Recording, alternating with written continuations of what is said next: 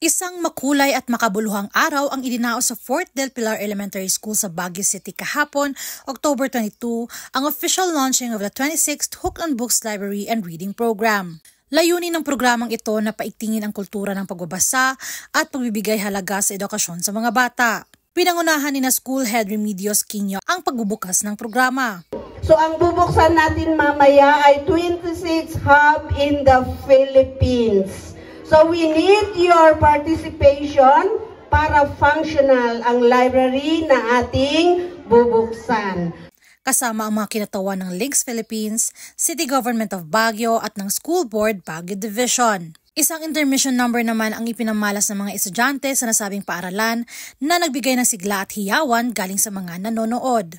Dumalo sa seremonya si Baguio City Mayor Benjamin Magalong na nanguna sa call to action and turnover ceremony bilang simbolo ng patuloy na pagtutok ng lokal na pamahalaan sa mga programang pang-edukasyon.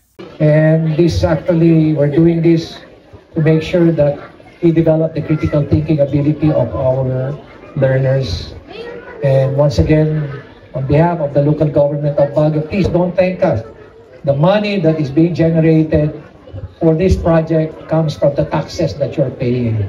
Isinagawa ang ribbon cutting ceremony at photo ops na sinundan ng storytelling session para sa mga mag-aaral na sabik na makinig sa mga kwentong puno ng inspirasyon. If we do something differently, if we find ways and we think of the problem the way children look at it, then maybe we can create a solution that works for them. No one can do this alone. The only reason why it succeeds is because ang dami nating nagsasama-sama to do this together. And it's worth it. Mula sa pagpipinta ng mga mural hanggang sa pagtulong sa pag-aayos, ipinakita ng mga volunteer artists ang diwa ng bayanihan upang gawing mas makulay at kaaya-ayang espasyo ang bagong silid-aklatan ng Fort del Pilar Elementary School.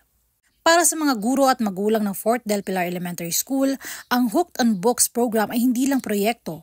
Ito ay simbolo ng pag-asa, pagkakaisa at pagnanais na patuloy na palaguin ang kultura ng pagbabasa sa kabataan. Ako si Kate Rama, nag-uulat para sa Herald Express.